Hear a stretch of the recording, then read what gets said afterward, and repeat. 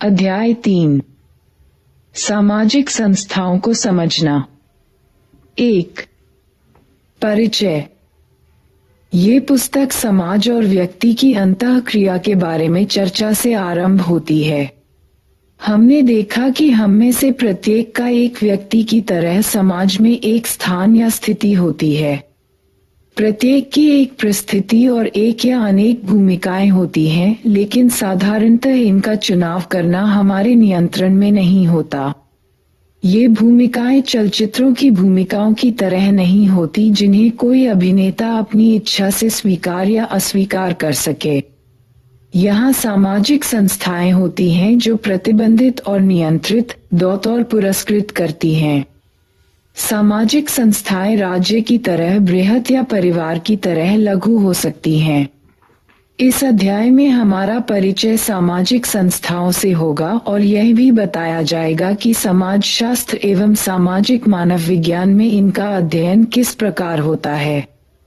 इस अध्याय में कुछ प्रमुख क्षेत्रों जिनमें महत्वपूर्ण सामाजिक संस्थाएं जैसे क परिवार, विवाह और नातेदारी, ख राजनीति, ग अर्थव्यवस्था, घ धर्म एवं अर शिक्षा होती है, इनका संक्षिप्त वर्णन किया गया है। विस्तृत अर्थ में संस्था उसे कहा जाता है जो स्थापित या कम से कम कानून या प्रथा द्वारा स्वीकृत नियमों के अनुसार कार्य करती है और उसके नियमित तथा निरंतर कार्य चालन को इन नियमों को जाने बिना समझा नहीं जा सकता। संस्थाएं व्यक्तियों पर प्रतिबंध लगाती हैं, साथ ही ये व्यक्तियों को अवसर भी प्रदान करती हैं। संस्थाओं को स्वयं में लक्ष्य के रूप में भी देखा जा सकता है। वास्तव में लोगों ने परिवार, धर्म, राज्य या यहाँ तक कि शिक्षा को भी अपने आप में एक लक्ष्य के रूप में माना है। क्रियाकलाप 1 लोगों द्वारा परिवार, धर्म, राज्य के लिए बलिदान देने के उदाहरणों के बारे में सोचें। हम पहले ही देख चुके हैं कि समाजशास्त्र के अंतर्गत संकल्पनाओं को समझने में अनेक प्रकार की भिन्नताएं और विरोधाभास हैं। हमारा परिचय प्रकार्यवादी और संघर्षवादी दृष्टिकोण से भी कराया गया है। हमने ये भी देखा है कि कैसे उन्होंने एक ही विषय वस्तु को विभिन्नता से देखा, जैसे स्तरीकरण या सामाजिक नियंत्रण।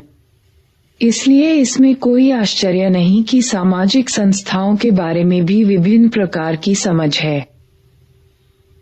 एक प्रकार्यवादी दृष्टि सामाजिक संस्थाओं को सामाजिक मानकों, आस्थाओं, मूल्यों और समाज की आवश्यकताओं को पूरा करने के लिए निर्मित संबंधों की भूमिका के जटिल ताने बाने के रूप में देखती है। सामाजिक संस्थाएं सामाजिक जरूरतों को पूरा करने के लिए विद्यमान होती हैं। इस प्रकार समाज में हमें औपचारिक और अनौपचारिक सामाजिक संस्थाएं देखने को मिलती हैं। जैसे परिवार और धर्म अनौपचारिक सामाजिक संस्था के, जबकि कानून और शिक्षा औपचारिक सामाजिक संस्थाओं के उदाहरण हैं। एक संघर्षवादी दृष्टि की मान्यता है कि समाज में सभी व्यक्तियों का स्थान समान नहीं है।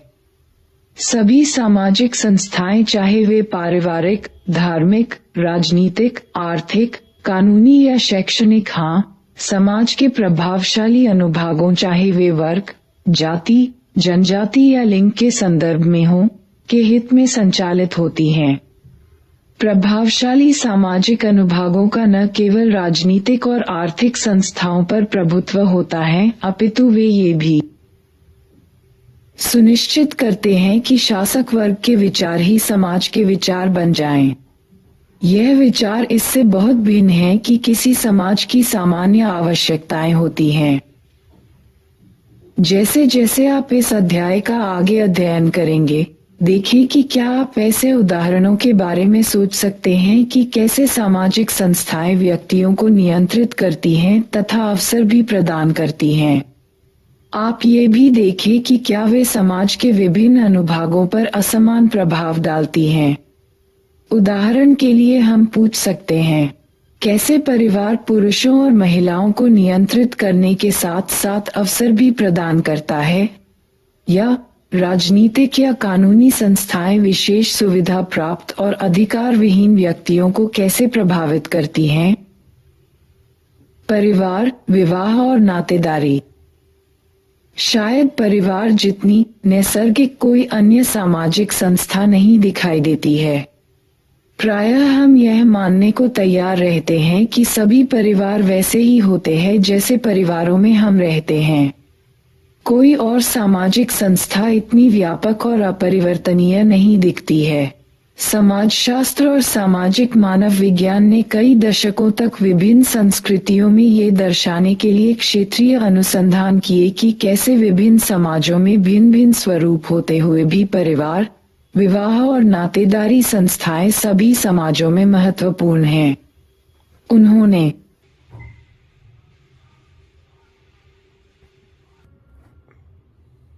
ये भी दर्शाया कि किस प्रकार परिवार निजी क्षेत्र, आर्थिक, राजनीतिक, सांस्कृतिक, शैक्षणिक, सार्वजनिक क्षेत्रों से संबंधित है। यह आपको पुनः याद दिला सकता है कि विभिन्न विषयों से लेन देन की आवश्यकता क्यों पड़ती है, जिसकी चर्चा हमने अध्याय में की है। प्रकार्यवादियों के अनुसार परिवार अनेक महत्वपूर्ण कार्य करता है जो समाज की बुनियादी आवश्यकताएं पूरी करते हैं और सामाजिक व्यवस्था को स्थायी बनाने में सहायता करते हैं।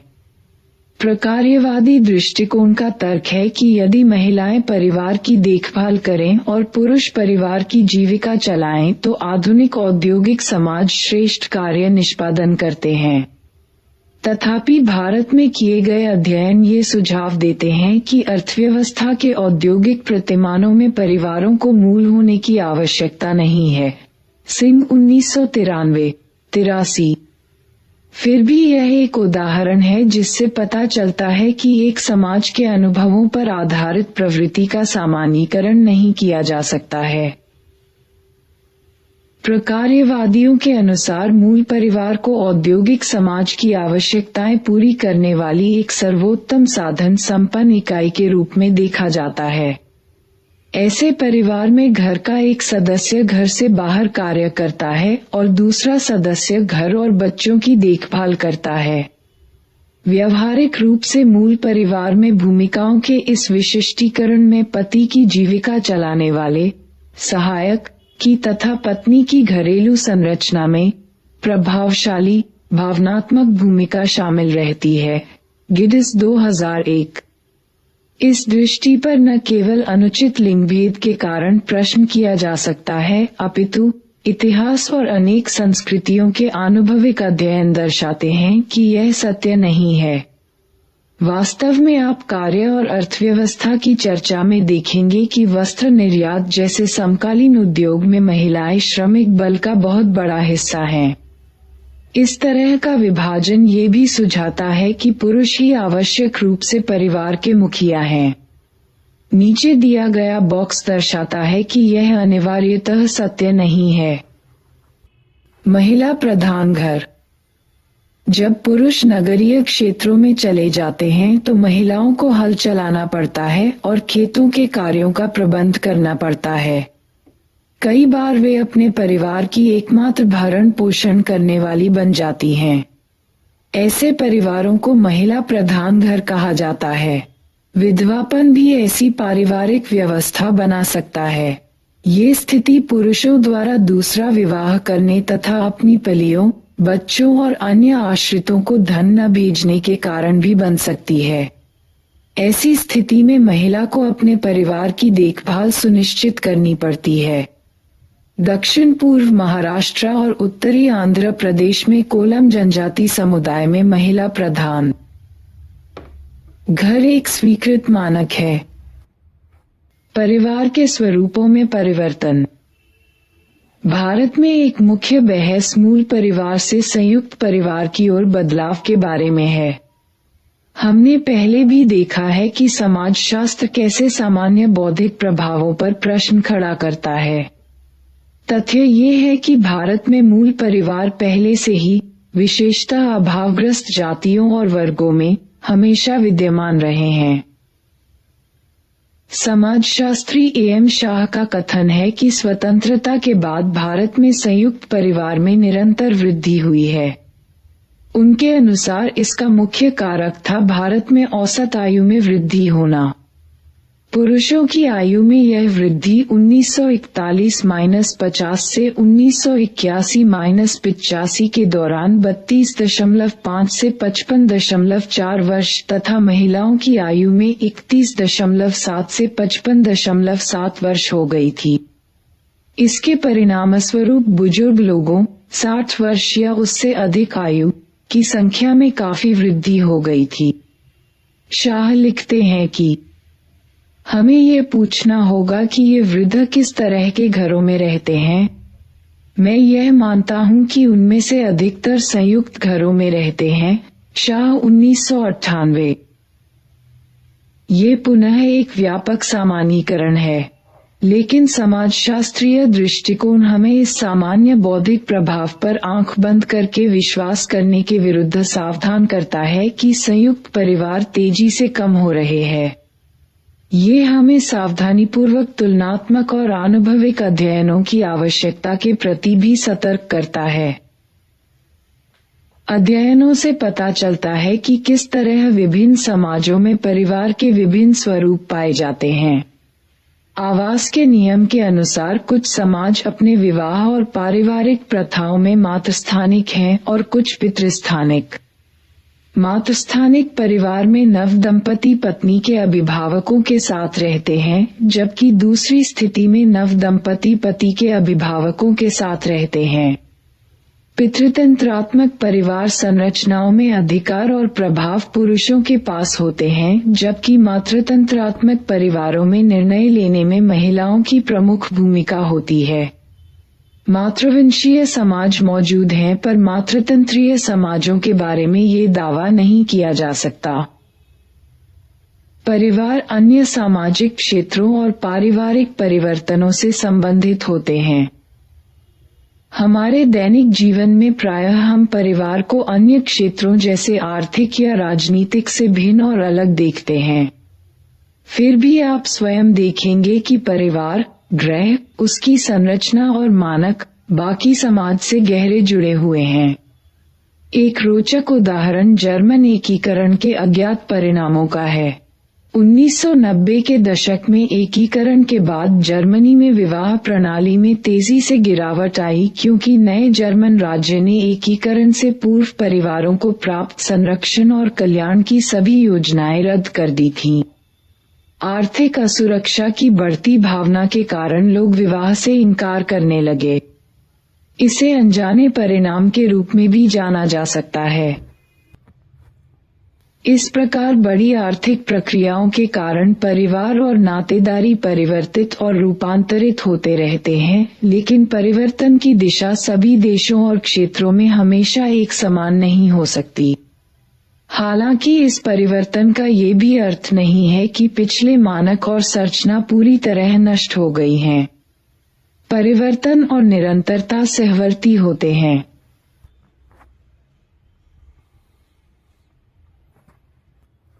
क्रियाकलाप -2।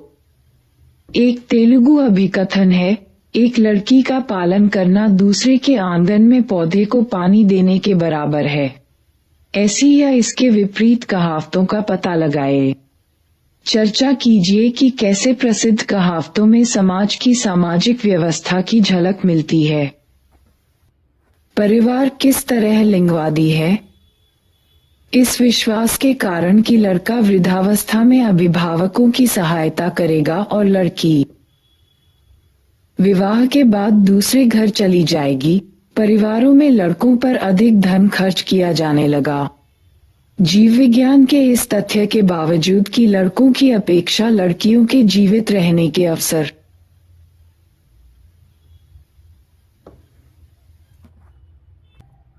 बेहतर होते हैं, भारत में अल्पायु समूह में लड़कियों की मृत्यु दर लड़कों से कहीं अधिक थी।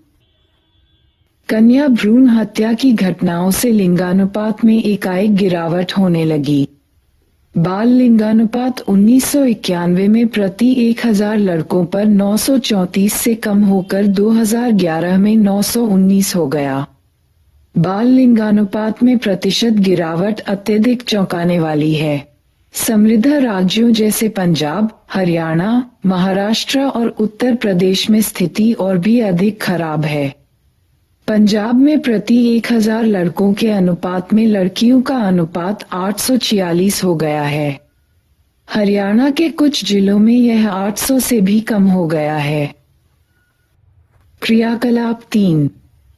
विभिन्न समाजों द्वारा विवाह के लिए साथियों की तलाश किए जाने वाले विभिन्न तरीकों का पता लगाएं। विवाह संस्था। ऐतिहासिक रूप से विभिन्न समाजों में विवाह के व्यापक विभिन्न रूप पाए जाते हैं। यह विभिन्न प्रकार के कार्य निष्पादन के लिए भी जाना जाता है।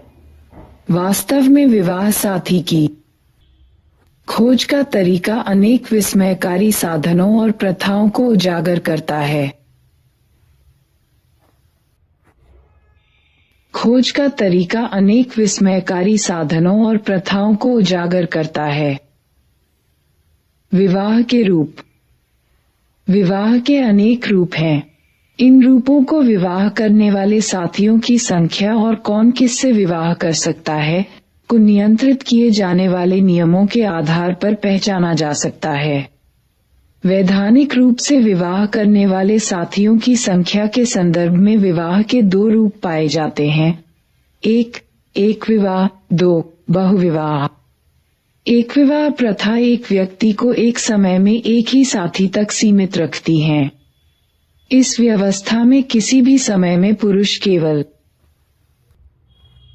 एक पत्नी और स्त्री केवल एक पति रख सकती हैं।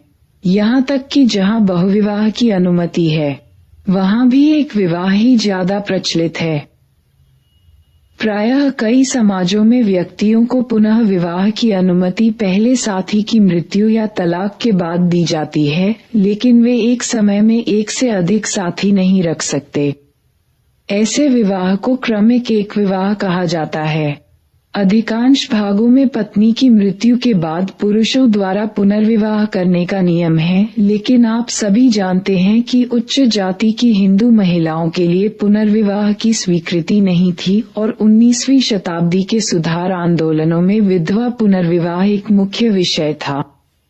शायद आपको इस बारे में ज्यादा जानकारी नहीं होगी कि आज आधुनिक भारत में महिलाओं की आबादी का लगभग 10% और 50 वर्ष से अधिक आयु की 55% महिलाएं विधवा हैं। चीन 2353। बहुविवाह प्रथा एक समय में एक से अधिक साथी होने का द्योतक है और इसमें या तो बहुपत्नी प्रथा, एक पति और 2 या अधिक पत्नियां, अथवा बहुपति प्रथा, एक पत्नी और 2 या अधिक पति रूप होता है। प्रायः जहां आर्थिक स्थितियां कठोर होती हैं, वहां बहुपति प्रथा समाज की एक प्रतिक्रिया हो सकती है, क्योंकि ऐसी स्थितियों में एक पुरुष पत्नी और बच्चों का पर्याप्त भरण पोषण नहीं कर सकता है। अत्यधिक निर्धनता की अवस्थाएं भी एक समूह पर अपनी आबादी सीमित रखने के लिए दबाव डालती हैं। विवाह निश्चित करना नियम और निर्देश। कुछ समाजों में विवाह साथी के चयन का निर्णय अभिभावकों, संबंधियों द्वारा किया जाता है और कुछ अन्य समाजों में साथी का चयन करने में व्यक्तियों को अपेक्षाकृत कुछ स्वतंत्रता होती है। अंतर्विवाह और बहिर्विवाह के नियम। कुछ समाजों में ये प्रतिबंध अति सूक्ष्म होते हैं, जबकि कुछ अन्य समाजों में किस व्यक्ति से विवाह किया जा सकता है और किससे नहीं के नियम अधिक स्पष्ट और विशेष रूप से परिभाषित होते हैं। विवाह साथी की योग्यता, अयोग्यता नियंत्रित करने वाले नियमों के आधार पर विवाह के रूपों को अंतर्विवाह और बहिर्विवाह के रूप में वर्गीकृत किया गया है। अंतर्विवाह में व्यक्ति उसी सांस्कृतिक समूह में विवाह करता है जिसका वह पहले से ही सदस्य है, उदाहरण के लिए जाति।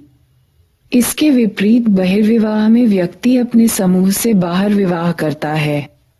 अंतर्विवाह और बहिर्विवाह कुछ नातेदारी इकाइयों को संदर्भ के रूप में लिया जाता है, जैसे गोत्र, जाति और नस्ल, प्रजातीय या धार्मिक समूह। भारत में विशेषतया उत्तरी भारत के कुछ भागों में गांव बहिर्विवाह प्रचलित हैं।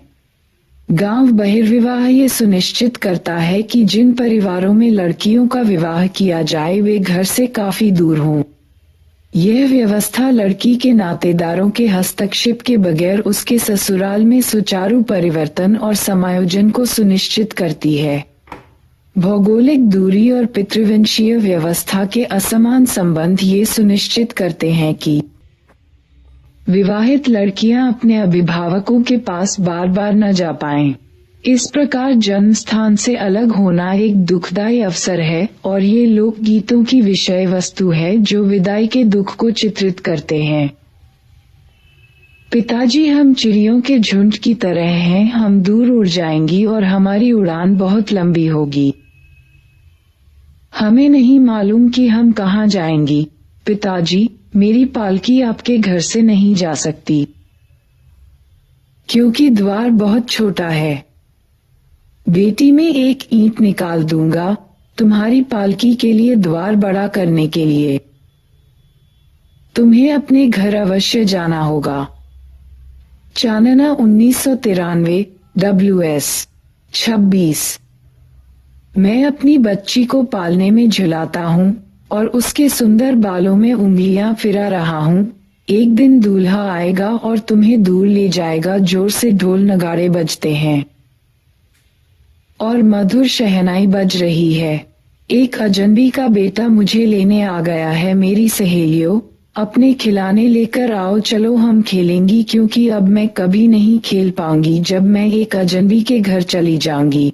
दुबई 2001 94। क्रियाकलाप 4। शादी से संबंधित विभिन्न गीतों को इकट्ठा कीजिए।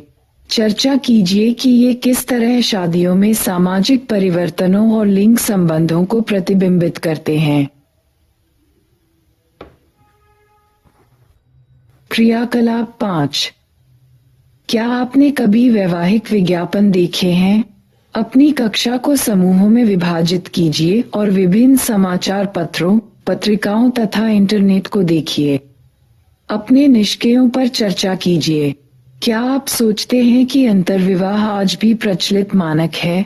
विवाह को पसंद को समझने में यह आपकी कैसे सहायता करता है? अधिक महत्वपूर्ण यह है कि यह समाज के किस प्रकार के परिवर्तनों की झलक देता है।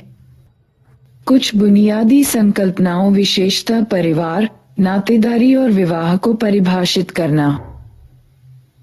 परिवार प्रत्यक्ष नातेदारी संबंधों से जुड़े व्यक्तियों हैं का एक समूह है जिसके बड़े सदस्य बच्चों के पालन पोषण का दायित्व लेते हैं।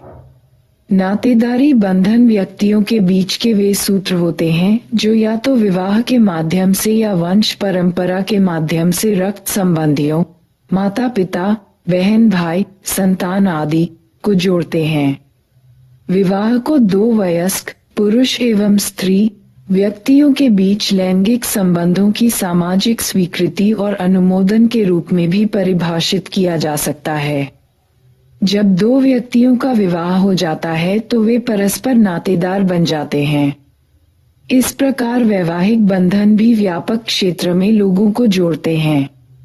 विवाह के माध्यम से अभिभावक, भाई बहन तथा अन्य रक्त संबंधी जीवन साथी के रिश्तेदार बन जाते हैं।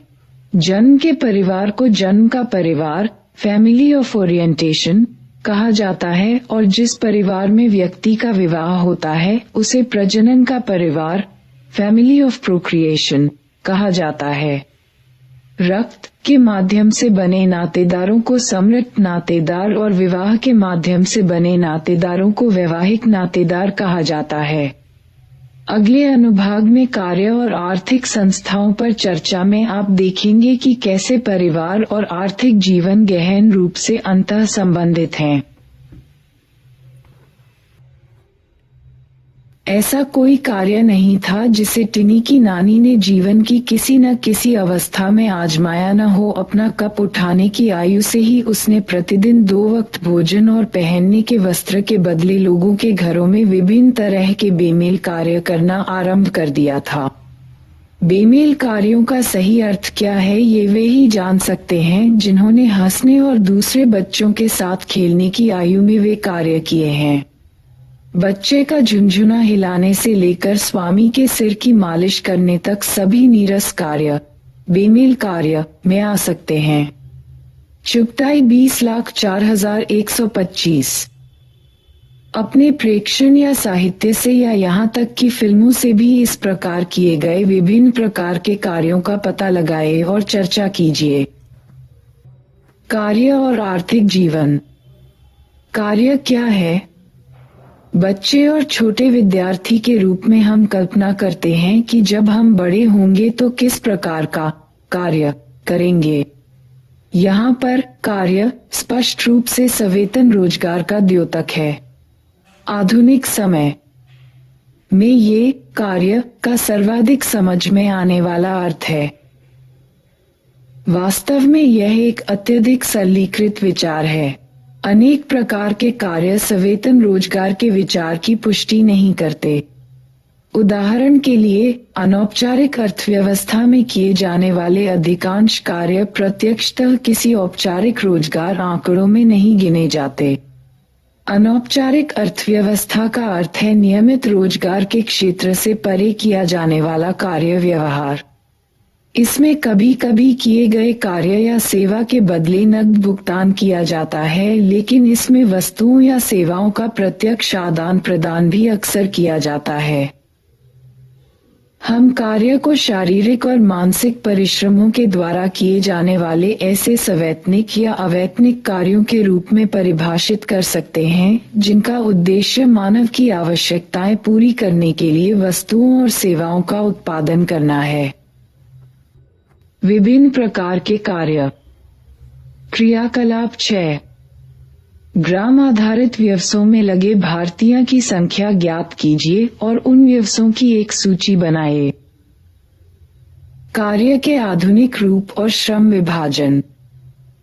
पूर्व आधुनिक समाज में अधिकतर लोग खेतों में कार्य करते थे या पशुओं की देखभाल करते थे। औद्योगिक रूप से विकसित समाज में जनसंख्या का बहुत छोटा भाग कृषि कार्यों में लगा हुआ है और स्वयं कृषि का भी औद्योगिकरण हो गया है।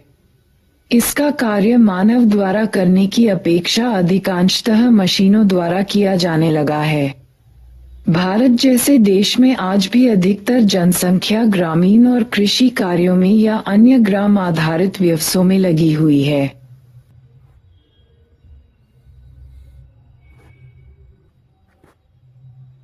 भारत में और भी कई प्रवृत्तियां हैं, उदाहरण के लिए सेवा क्षेत्र का विस्तार।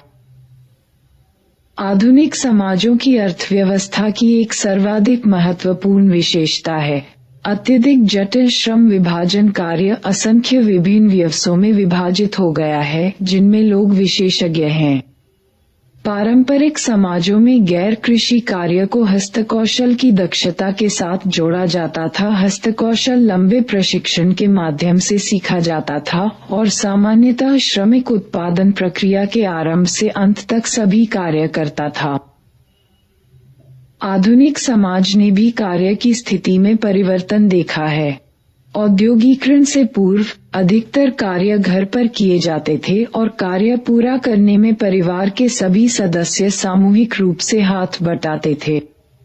औद्योगिक प्रौद्योगिकी में विकास, जैसे बिजली और कोयले से मशीन संचालन, ने घर और कार्य को अलग करने में योगदान दिया।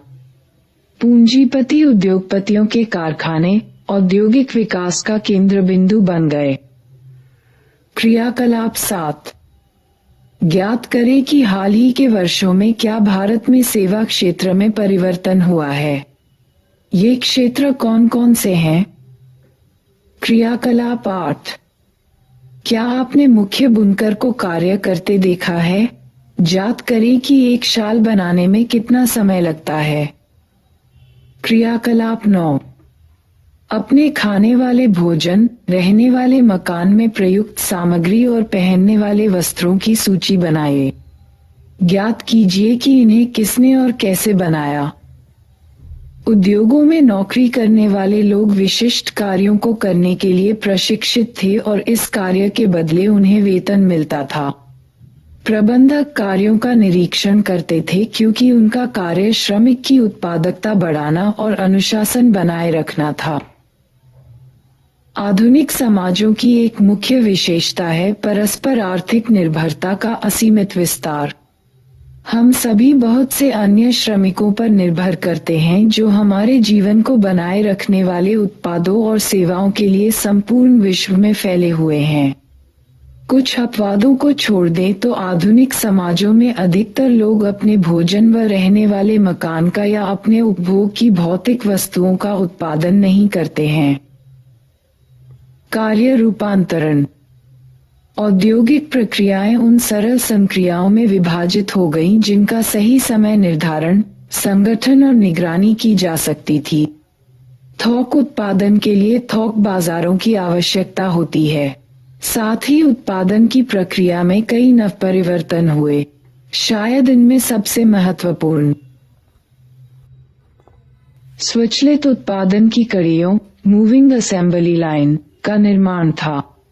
आधुनिक औद्योगिक उत्पादन के लिए महंगे उपकरणों और निगरानी व्यवस्थाओं के माध्यम से कर्मचारियों की निरंतर निगरानी करना आवश्यक है।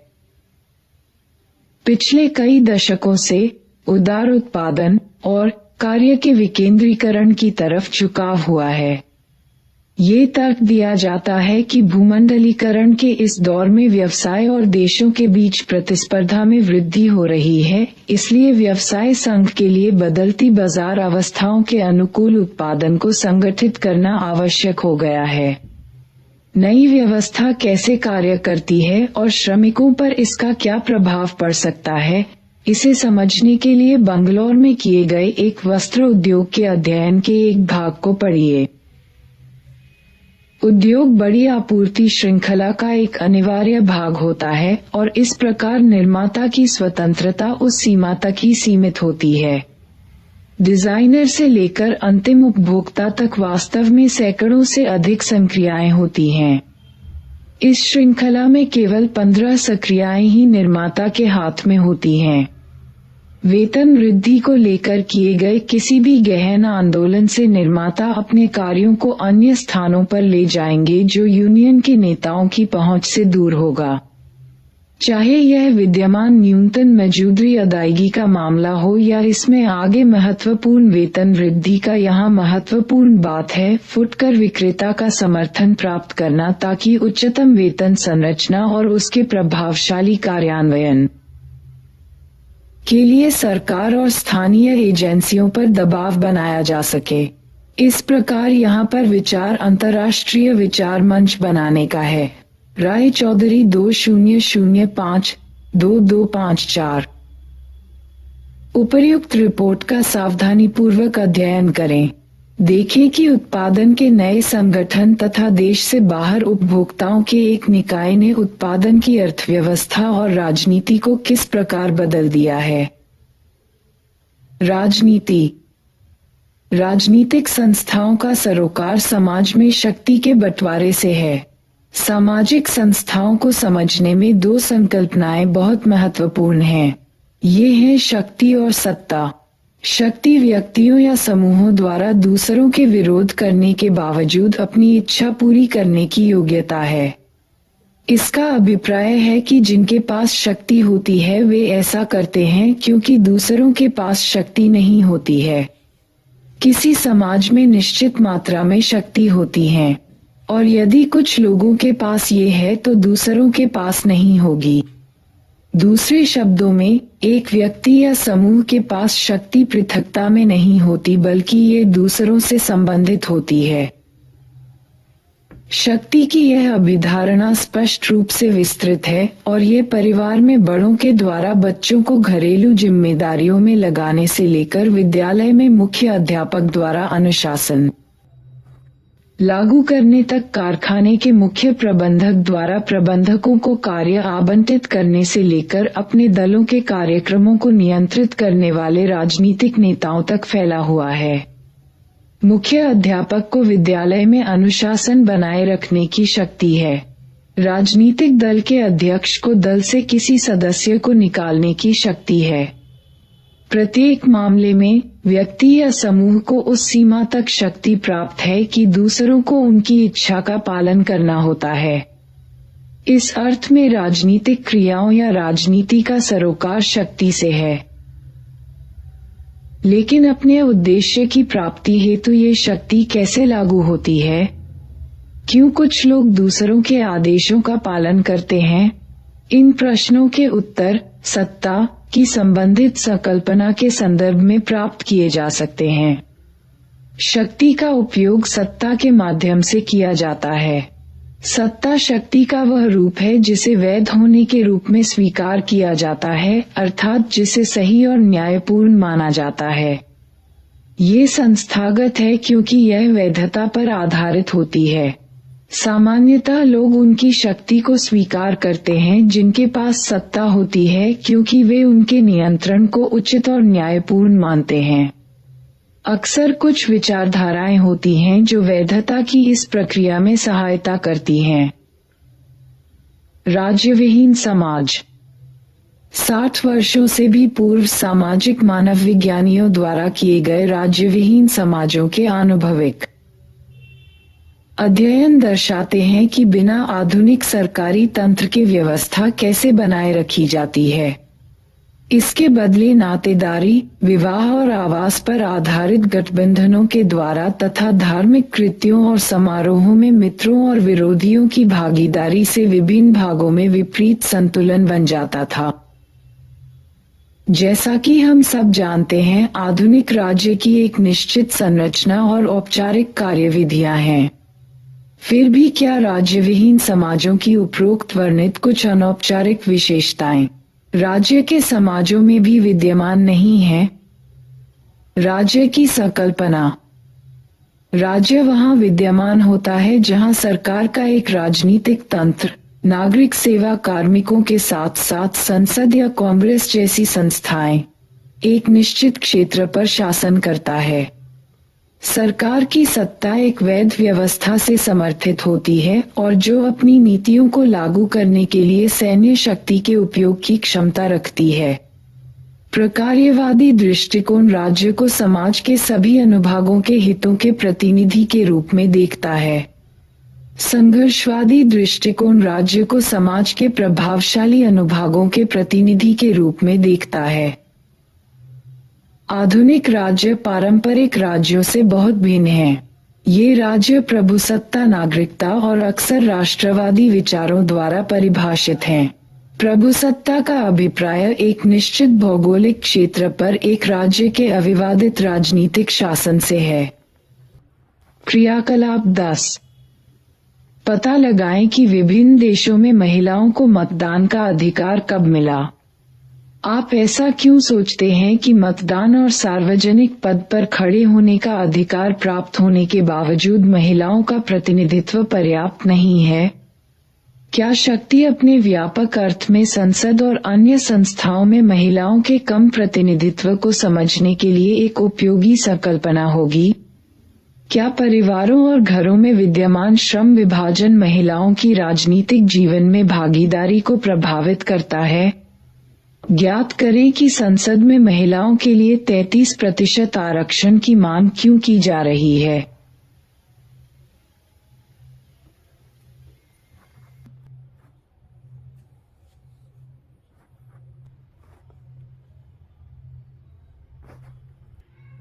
क्रियाकलाप 11।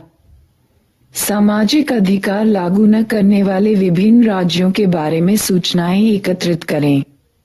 पता करें कि इसके बारे में क्या सफाई दी जाती है। चर्चा करें और देखें कि क्या आप आर्थिक, राजनीतिक और सामाजिक क्षेत्रों के बीच कोई संबंध देख पाते हैं। क्रियाकलाप 12। ऐसी घटनाओं की सूचनाएं एकत्रित करें जो सार्वभौमिक अंतः संबंधित विकास को दर्शाती हैं तथा साथ ही प्रजातीय, धार्मिक और राष्ट्रीय मतभेदों को प्रदर्शित करने वाली घटनाओं के बारे में भी सूचनाएं एकत्रित करें। चर्चा करें कि राजनीति और अर्थशास्त्र उनमें क्या भूमिका निभा सकते हैं। आरंभ में प्रभुसत्तात्मक राज्यों में नागरिकता के साथ राजनीतिक भागीदारी के अधिकारों का पालन नहीं किया जाता था। इन्हें अधिकांशतः संघर्षों के द्वारा प्राप्त किया गया था, जिसने राजतंत्र की शक्तियों को सीमित कर दिया अथवा उन्हें सक्रिय रूप से पदच्युत कर दिया। फ्रांस की क्रांति और हमारा भारतीय स्वतंत्रता संघर्ष इस तरह के आंदोलनों के दो प्रमुख उदाहरण हैं। नागरिकता के अधिकारों में नागरिक राजनीतिक और सामाजिक अधिकार शामिल हैं। नागरिक अधिकारों में व्यक्तियों को अपनी इच्छानुसार रहने की जगह चुनने की, भाषण और धर्म की स्वतंत्रता, अपनी संपत्ति रखने का अधिकार तथा कानून के समक्ष समान न्याय का अधिकार शामिल हैं। राजनीतिक अधिकारों में चुनावों में भाग लेने और सार्वजनिक पद के लिए खड़े होने का अधिकार शामिल है। अधिकतर देशों में सरकारें सर्वव्यापक मतदान के सिद्धांत को स्वीकार करने से इनकार करती थीं। आरंभिक वर्षों में न केवल महिलाओं को अपितु पुरुषों की बड़ी जनसंख्या को भी मतदान से बाहर रखा जाता था, क्योंकि एक निश्चित मात्रा में संपत्ति होना इसका मापदंड था। महिलाओं को बहुत समय तक इस अधिकार के लिए इंतजार करना पड़ा।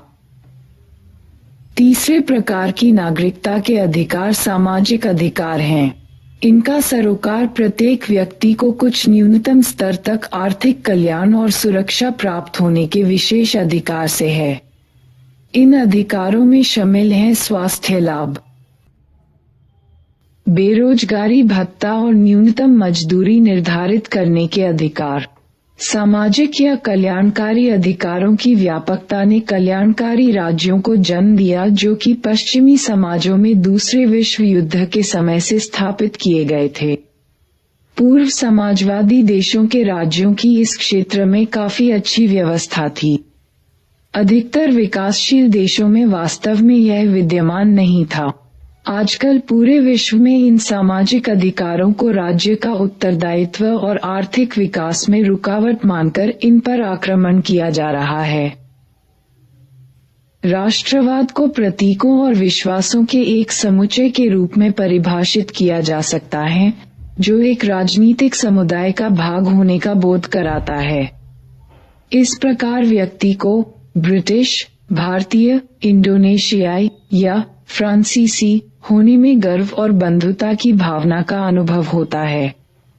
संभवतः व्यक्तियों को हमेशा किसी न किसी प्रकार के सामाजिक समूहों जैसे अपने परिवार, गोत्र या धार्मिक समुदाय के साथ एक प्रकार की पहचान होने का भाव रहता है। तथापि राष्ट्रवाद आधुनिक राज्य के विकास के साथ ही प्रकट हुआ है। समकालीन विश्व सार्वभौमिक बाजार के तेजी से विस्तार और गहन राष्ट्रवादी भावनाओं और संघर्षों दोनों की वजह से जाना जाता है। समाजशास्त्रियों की रुचि सिर्फ औपचारिक सरकारी तंत्र के अध्ययन में ही नहीं, अपितु शक्ति के व्यापक अध्ययन में भी है। इसकी रुचि प्रजाति, भाषा और धर्म आधारित दलों, वर्गों, जातियों एवं समुदायों के बीच शक्ति वितरण में रही है। इसका ध्यान सिर्फ विशिष्ट राजनीतिक संघ जैसे राज्य विधानमंडलों, नगर परिषदों और राजनीतिक दलों पर ही नहीं, अपितु अन्य संघों जैसे विद्यालयों, बैंकों और धार्मिक संस्थाओं पर भी है, जिनका प्राथमिक उद्देश्य राजनीतिक नहीं है। समाजशास्त्र का विषय क्षेत्र काफी व्यापक है। इसका क्षेत्र अंतर्राष्ट्रीय आंदोलनों जैसे महिला या पर्यावरण आंदोलन से लेकर ग्रामीण दलों तक फैला हुआ है। धर्म काफी लंबे समय से अध्ययन और चिंतन का विषय रहा है।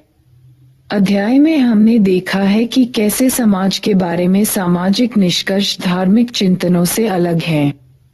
धर्म का समाजशास्त्रीय अध्ययन धर्म के धार्मिक या ईश्वरमीमांसीय अध्ययन से कई तरीके से अलग है।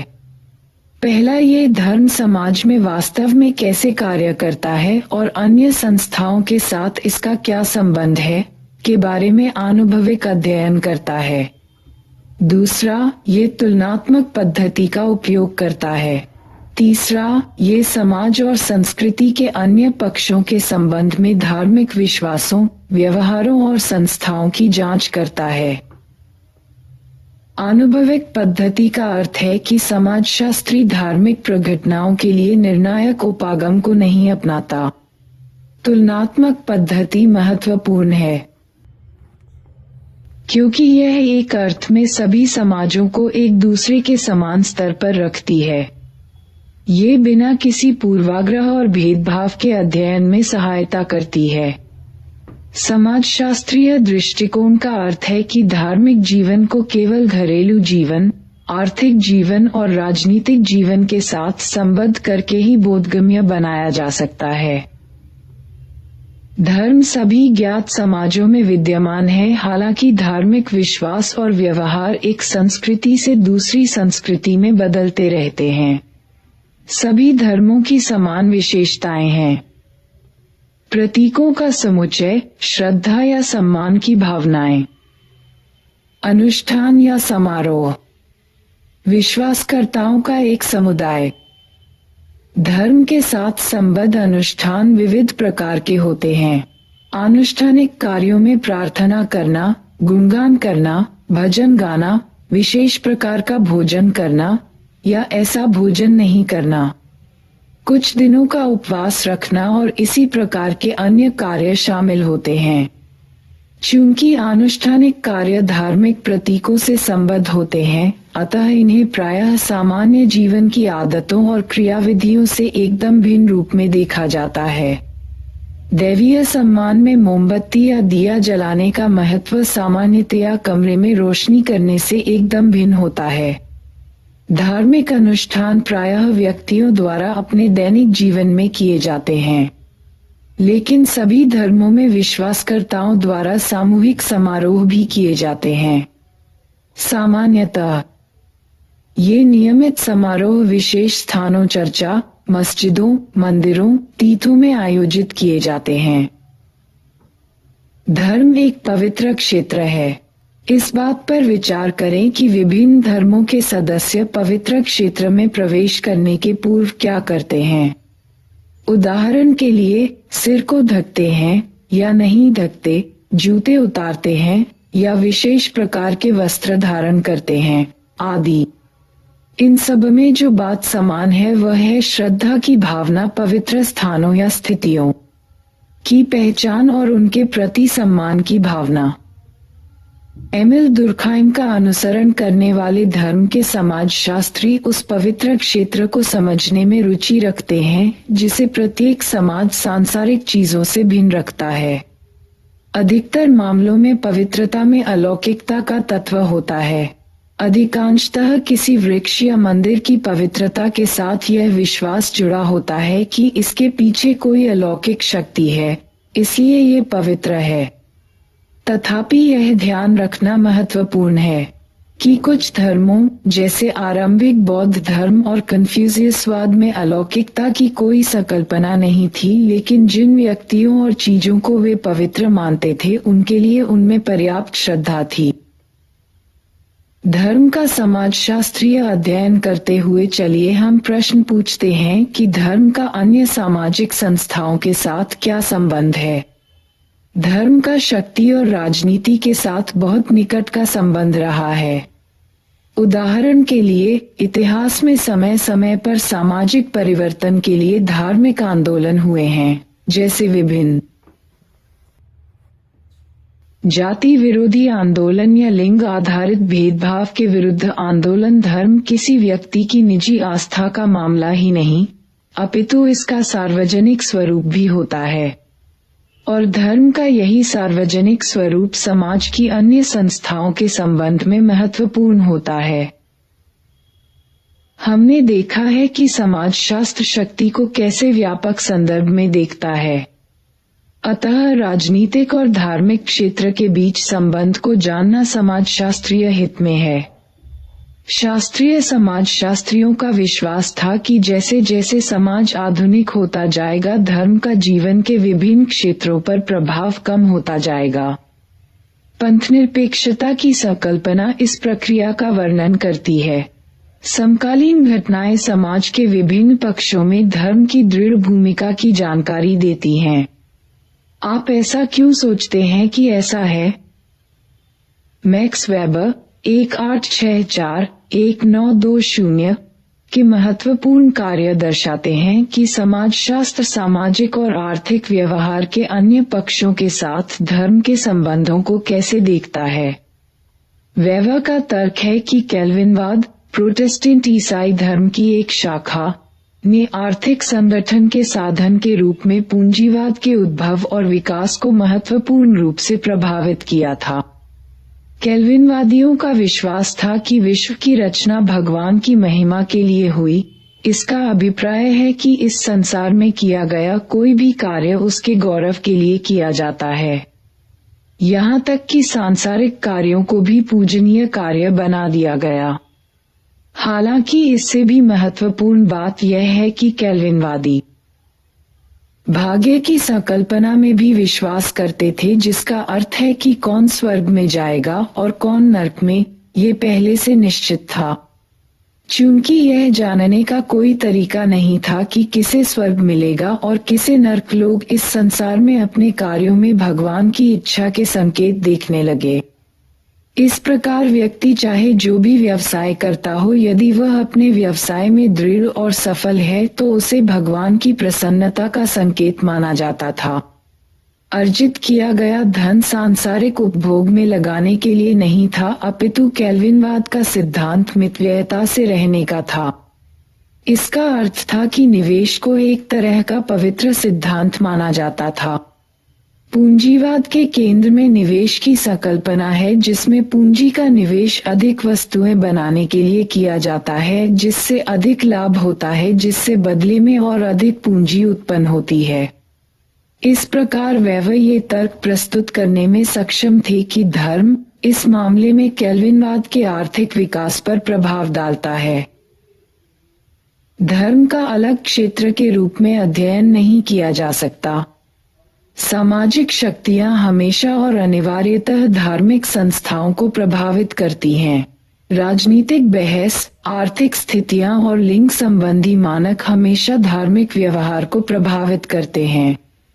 इसके विपरीत धार्मिक मानक सामाजिक समझ को प्रभावित और कभी-कभी निर्धारित भी करते हैं। विश्व की आधी जनसंख्या महिलाओं की है, इसलिए समाजशास्त्रीय रूप से यह पूछना महत्वपूर्ण है कि मानव जनसंख्या के इतने बड़े हिस्से का धर्म से क्या संबंध है। धर्म समाज का महत्वपूर्ण भाग है और अन्य भागों से अनिवार्यतः जुड़ा हुआ है। समाजशास्त्रियों का कार्य इन विभिन्न अंतःसंबंधों को उजागर करना है। परंपरागत समाजों में सामान्यतः धर्म सामाजिक जीवन में एक केंद्रीय हिस्से की भूमिका निभाता है। धार्मिक प्रतीक एवं अनुष्ठान अक्सर समाज की भौतिक और कलात्मक संस्कृति से जुड़े होते हैं। समाजशास्त्र धर्म का अध्ययन किस तरह करता है, ये जानने के लिए नीचे बॉक्स में दिए गए सारांश का अध्ययन करें। अनेक बाहरी तत्वों ने धार्मिक विशेषज्ञों के पारंपरिक जीवन को प्रभावित किया है।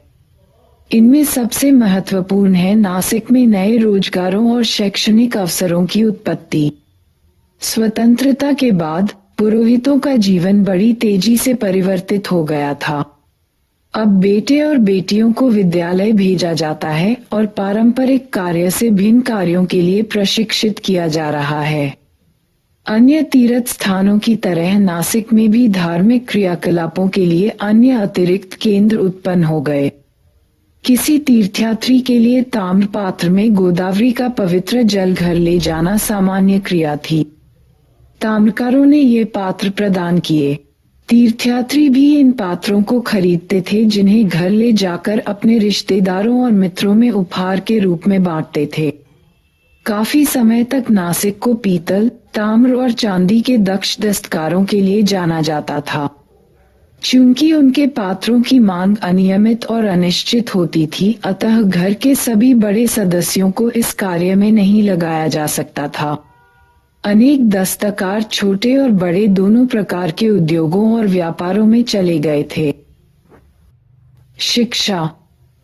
शिक्षा जीवन पर्यंत चलने वाली प्रक्रिया है जिसमें सीखने की औपचारिक और अनौपचारिक दोनों प्रकार की संस्थाएं शामिल हैं। हालांकि यहाँ पर हम केवल विद्यालयी शिक्षा तक अपनी चर्चा को सीमित रखेंगे। हम सभी जानते हैं कि विद्यालय में प्रवेश लेना कितना महत्वपूर्ण है। हम ये भी जानते हैं कि हम में से बहुतों के लिए विद्यालय उच्च शिक्षा और अंत में रोजगार प्राप्त करने की तरफ एक महत्वपूर्ण कदम है। हम में से कुछ के लिए ये कुछ आवश्यक सामाजिक दक्षताएं प्राप्त करने का साधन हो सकती है। इन सभी मामलों में सामान्य बात है शिक्षा की आवश्यकता का महसूस होना। समाजशास्त्र इस आवश्यकता को समूह की विरासत के संप्रेषण की प्रक्रिया के रूप में समझता है जो सभी समाजों में पाई जाती है। साधारण समाजों और जटिल आधुनिक समाजों में एक गुणात्मक अंतर है। साधारण समाजों में औपचारिक विद्यालय जाने की आवश्यकता नहीं थी। बच्चे बड़ों के साथ क्रियाकलापों में शामिल होकर प्रथाओं और जीवन के व्यापक तरीके सीख लेते थे। जटिल समाजों में हमने देखा कि श्रम का आर्थिक विभाजन बढ़ रहा है, घर से कार्यों का विभाजन हो रहा है, विशिष्ट शिक्षा और दक्षता प्राप्त करने की आवश्यकता है, राज्य व्यवस्थाओं, राष्ट्रों और प्रतीकों एवं विचारों के जटिल समुच्चय की भी उत्पत्ति हो रही है। ऐसी परिस्थिति में आप अनौपचारिक शिक्षा कैसे प्राप्त करेंगे? अभिभावक और अन्य बड़े लोग प्राप्त ज्ञान को अगली पीढ़ी तक अनौपचारिक रूप से कैसे संप्रेषित कर सकेंगे? ऐसे सामाजिक संदर्भ में शिक्षा का औपचारिक और सुनिश्चित होना आवश्यक है।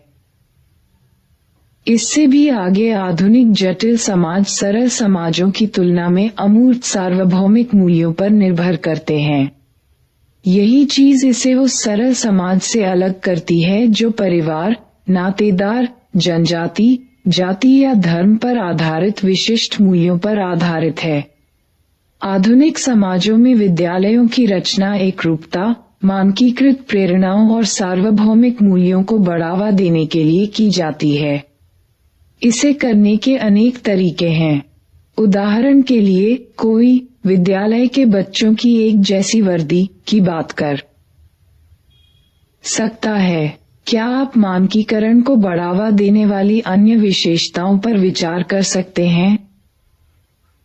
एमिल दुर्खाइम के अनुसार कोई भी समाज एक सामान्य आधार कुछ विचारों, मनोभावों और व्यवहारों के बगैर जीवित नहीं रह सकता, जिसे शिक्षा द्वारा सभी बच्चों को बिना भेदभाव के संप्रेषित किया जाना चाहिए, चाहे वे किसी भी सामाजिक श्रेणी के हों। दुर्खाइम 1956-69। शिक्षा बच्चे को विशिष्ट व्यवसाय के लिए तैयार करने वाली होनी चाहिए और साथ ही वह उसे समाज के मुख्य मूल्यों को समाहित करने में सक्षम बनाने वाली भी होनी चाहिए। इस प्रकार प्रकार्यवादी समाजशास्त्री सामान्य सामाजिक आवश्यकताओं और सामाजिक मानकों के बारे में बात करते हैं। प्रकार्यवादियों के लिए शिक्षा सामाजिक संरचना को बनाए रखती है और उसका नवीनीकरण करती है तथा संस्कृति का संप्रेषण और विकास करती है। शैक्षणिक व्यवस्था समाज में व्यक्तियों की अपनी भावी भूमिका के चयन और आवंटन के लिए एक महत्वपूर्ण क्रियाविधि है। इसे एक व्यक्ति को खुद को साबित करने का क्षेत्र भी माना जाता है और इसीलिए विभिन्न परिस्थितियों के किए चयन का साधन भी, जो कि व्यक्तियों की अपनी क्षमताओं के अनुसार होता है। अध्याय 2 में भूमिकाओं और स्तरीकरण की प्रकार्यात्मक समझ पर हमारी चर्चा का पुनः स्मरण करें। समाज को असमान रूप से विभेदकारी मानने वाले समाजशास्त्रियों के लिए शिक्षा स्तरीकरण के मुख्य अभिकर्ता के रूप में कार्य करती है और शिक्षा के असमान अवसर भी सामाजिक स्तरीकरण का ही परिणाम है। दूसरे शब्दों में हम अपनी सामाजिक आर्थिक पृष्ठभूमि के आधार पर विभिन्न प्रकार के विद्यालयों में जाते हैं। चूंकि हम किसी एक प्रकार के विद्यालय में जाते हैं, हमें विभिन्न प्रकार के विशेषाधिकार और अंत में वैसे ही अवसर प्राप्त होते हैं। चित्र की विवेचना करें। बाल मजदूरी महत्वपूर्ण क्रियाविधि है। इसे उदाहरण के लिए कुछ लोग तर्क देते हैं कि विद्यालयी शिक्षा संभ्रात और सामान्य के बीच विद्यमान भेद को और अधिक गहरा करती है। विशेषाधिकार प्राप्त विद्यालयों में जाने वाले बच्चों में आत्मविश्वास आ जाता है, जबकि इससे वंचित बच्चे इसके विपरीत भाव का अनुभव कर सकते हैं। पाठक 2002 151। तथापि ऐसे और अनेक बच्चे हैं जो विद्यालय नहीं जा सकते या विद्यालय जाना बीच में ही छोड़ देते हैं। उदाहरण के लिए एक अध्ययन बताता है, इस समय आप विद्यालय में कुछ बच्चे देख रहे हैं। यदि आप फसल के समय विद्यालय आएं, तो आपको अनुसूचित जाति और अनुसूचित जनजाति का एक भी बच्चा नहीं मिलेगा। जब उनके अभिभावक बाहर कार्य करते हैं तो उन पर घर की कुछ जिम्मेदारियां आ जाती हैं और इन समुदायों की लड़कियां कभी कभार ही विद्यालय जाती हैं, क्योंकि वे विभिन्न प्रकार के घरेलू और आमदनी वाले कार्य करती हैं। उदाहरण के लिए 10 वर्ष की एक लड़की बेचने के लिए गाय का सूखा गोबर उठाती है। प्रतीच उपरोक्त रिपोर्ट दर्शाती है कि लिंग और जातिगत भेदभाव किस तरह शिक्षा के अवसरों का अतिक्रमण करते हैं। स्मरण करें कि हमने कैसे अध्याय 1 में इस पुस्तक को आरंभ किया था कि किसी बच्चे को अच्छी नौकरी मिलने के अवसर अनेक सामाजिक कारकों से प्रभावित होते हैं। सामाजिक संस्थाओं के कार्य करने के तरीके को समझने की आपकी समझ अब इस प्रक्रिया का सही विश्लेषण करने में आपकी सहायता करेगी। क्रियाकलाप 13। छोटे बच्चों के एक विद्यालय के अध्ययन से पता लगता है कि बच्चों ने सीखा है कि कार्य संबंधित क्रियाकलाप खेल संबंधित क्रियाकलापों की तुलना में अधिक महत्वपूर्ण है। कार्य संबंधित क्रियाकलापों में कोई भी या अध्यापक द्वारा निर्देशित सभी क्रियाकलाप होते हैं। कार्य अनिवार्य है और खाली समय के क्रियाकलापों को खेल कहा जाता है। एप्पल 1979 102। आप क्या सोचते हैं? चर्चा करें। शब्दावली। नागरिक एक राजनीतिक समुदाय का सदस्य जिसकी सदस्यता के साथ अधिकार और कर्तव्य दोनों जुड़े होते हैं। श्रम विभाजन कार्य का विशिष्टीकरण जिसकी सहायता से विभिन्न प्रकार के कार्यों को एक उत्पादन प्रणाली में लगाया जाता है। सभी समाजों में श्रम विभाजन का कम से कम न्यूनतम आरंभिक स्वरूप होता ही है। तथापि औद्योगिक विकास के साथ पूर्व के उत्पादन प्रणाली की अपेक्षा श्रम विभाजन व्यापक रूप से जटिल हो गया है। आधुनिक विश्व में श्रम विभाजन अंतर्राष्ट्रीय विषय बन गया है। लिंग प्रत्येक लिंग के सदस्यों के व्यवहार के बारे में उपयुक्त समझी जाने वाली सामाजिक अपेक्षाएं। लिंग को समाज के मूल संगठनात्मक सिद्धांत के रूप में देखा जाता है। आनुभविक जांच समाजशास्त्रीय अध्ययन के किसी निश्चित क्षेत्र में की गई तथ्यात्मक जांच। अंतर्विवाह जब विवाह किसी विशेष जाति, वर्ग या जनजातीय समूह में ही किया जाता है। बहिर्विवाह जब विवाह कुछ संबंधित समूहों से बाहर किया जाता है। विचारधारा ऐसे साझे विचार या आस्थाएं जो प्रभावशाली समूहों के हितों को न्यायोचित सिद्ध करते हों। विचारधारा ऐसे सभी समाजों में पाई जाती है जिनमें समूहों के बीच व्यवस्थित और गहरे तक पैठी असमानताएं पाई जाती हैं। विचारधारा की संकल्पना शक्ति की संकल्पना से घनिष्ठ रूप से संबंधित है, क्योंकि वैचारिक व्यवस्थाएं समूहों में पाई जाने वाली शक्ति के अंतर को वैध ठहराती हैं। वैधता विशेष प्रकार की राजनीतिक व्यवस्था के न्यायपूर्ण और वैधानिक होने की आस्था। एक विवाह जिस विवाह में केवल एक पत्नी और एक पति हो। बहुविवाह जिस विवाह में पुरुष की एक से अधिक पत्नी और महिला के एक से अधिक पति हो। बहुपति प्रथा जिस विवाह में एक महिला के अनेक पति हों। बहुपत्नी प्रथा, जिस विवाह में एक पुरुष की अनेक पत्नियां हों। सेवा उद्योग, निर्मित वस्तुओं की अपेक्षा सेवाओं की उत्पत्ति से संबंधित उद्योग जैसे पर्यटन उद्योग। राज्य समाज, ऐसा समाज जिसमें औपचारिक सरकारी तंत्र हो। राज्य विहीन समाज, ऐसा समाज जिसमें सरकार की औपचारिक संस्थाओं का अभाव हो। सामाजिक गतिशीलता, एक परिस्थिति या व्यवसाय से दूसरी परिस्थिति या व्यवसाय में जाना। प्रभुसत्ता, एक निश्चित क्षेत्र में राज्य का अविवादित राजनीतिक शासन।